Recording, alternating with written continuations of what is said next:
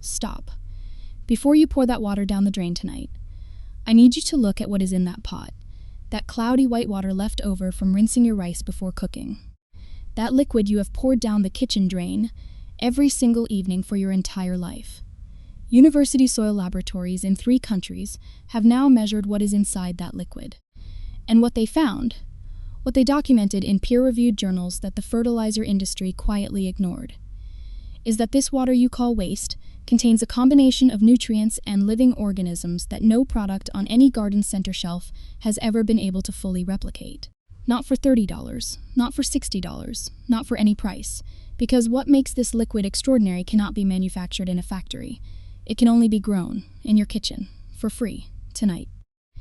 In the 1980s, a Japanese agricultural scientist named Dr. Teruo Higa, a professor at the University of the Ryukyus in Okinawa, introduced something to the scientific community that the fertilizer industry has spent 40 years trying to make you forget. Dr. Higa had spent his career studying soil microorganisms, the billions of invisible living creatures, bacteria, fungi, and yeasts that live in healthy soil and make it possible for plants to absorb any nutrition at all. What he discovered was this: depleted soil, the kind that produces pale, slow-growing plants no matter how much fertilizer is poured onto it, is not missing minerals. It is missing life.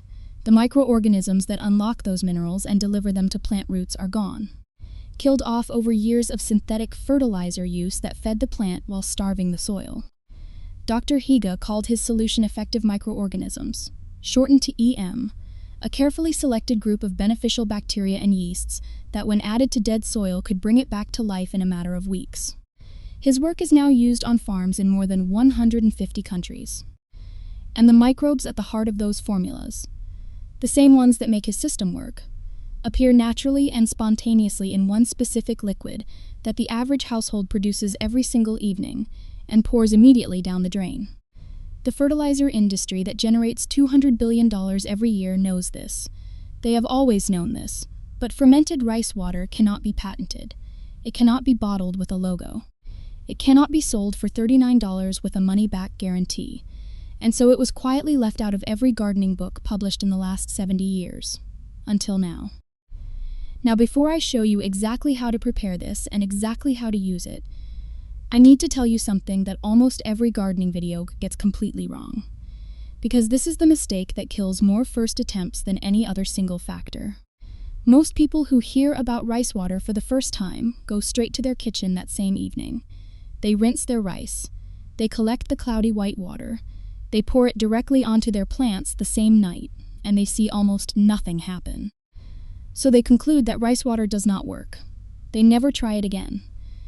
And they go back to buying $30 bottles of liquid fertilizer that deliver a fraction of what this free liquid is capable of delivering. Here is what they missed. Fresh rice water, straight from rinsing the pot, is mild. It contains starch and a small amount of B vitamins and trace minerals. It does something. But it is not the tool that Dr. Higa's research points to. The tool that his research points to is what happens to that same liquid 3 to 5 days later, after it has been left at room temperature in a covered jar. After something invisible and extraordinary has moved into that liquid and completely transformed it. The smell is the signal. If the liquid does not carry a faint sour tang, like the first breath of a sourdough starter, it is not ready.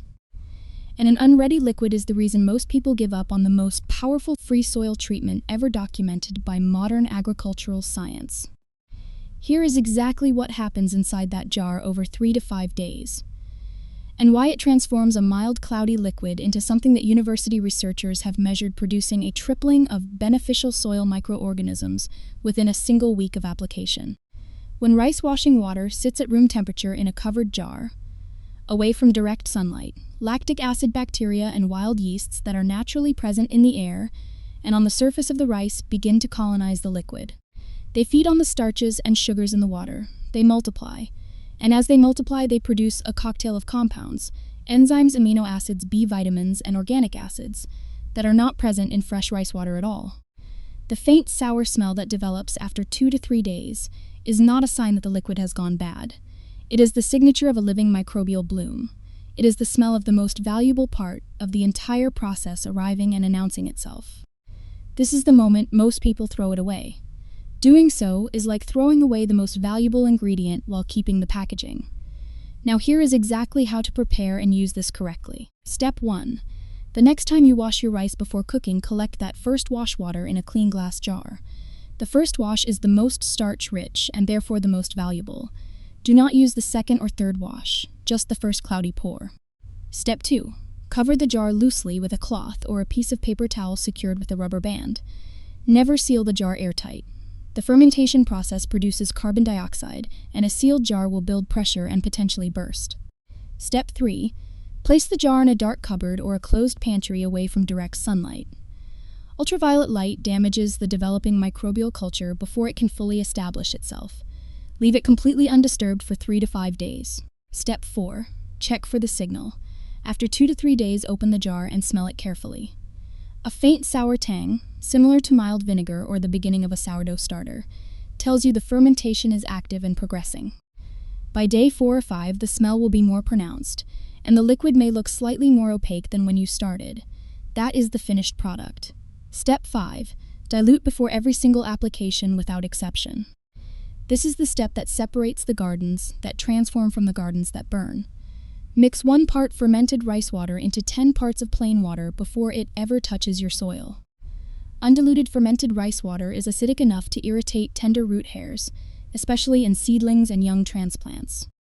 Diluted correctly at 1 to 10, it is gentle enough to apply every single week through the entire growing season without any risk of damage.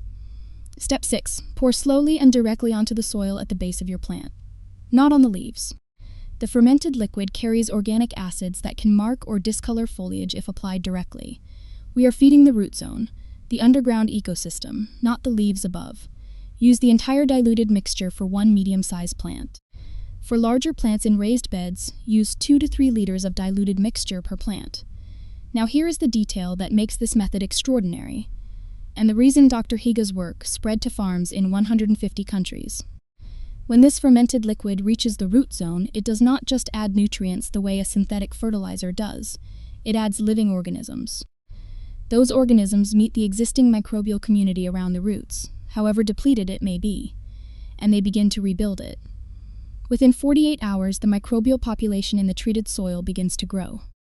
Within 7 days, in documented university trials, the population of beneficial microbes around a treated plant can triple.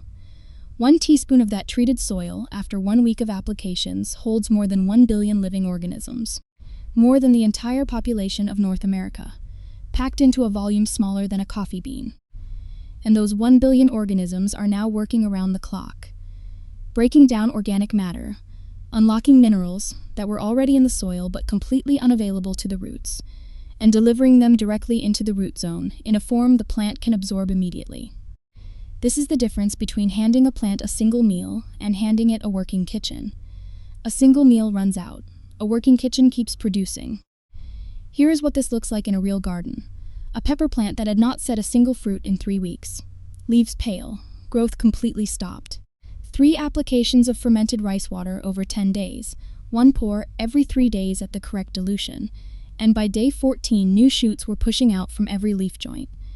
By day 21, the first flower clusters appeared. By day 30, that pepper plant had set 11 fruits simultaneously. 11. From a plant that had produced 0 in the 3 weeks before the first application. The soil had not changed. The sunlight had not changed. The watering had not changed. The only thing that changed was the billion organisms now living in the root zone, working every hour of every day to unlock the nutrition that was already there, waiting, buried in soil that had forgotten how to be alive. Your garden has not forgotten. It is simply waiting for you to remind it.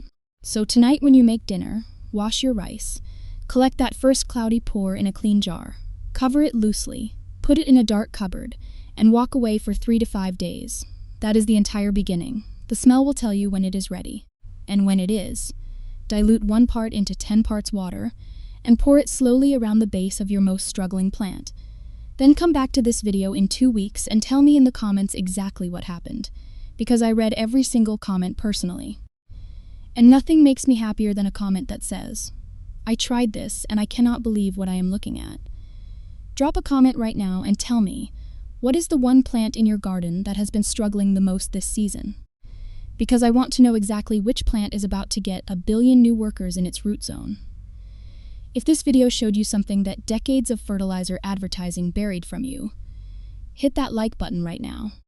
Subscribe, because every single day at 5 p.m. I upload a brand new free kitchen garden secret. The next video is already up here waiting for you. I will see you tomorrow. Let us keep growing together.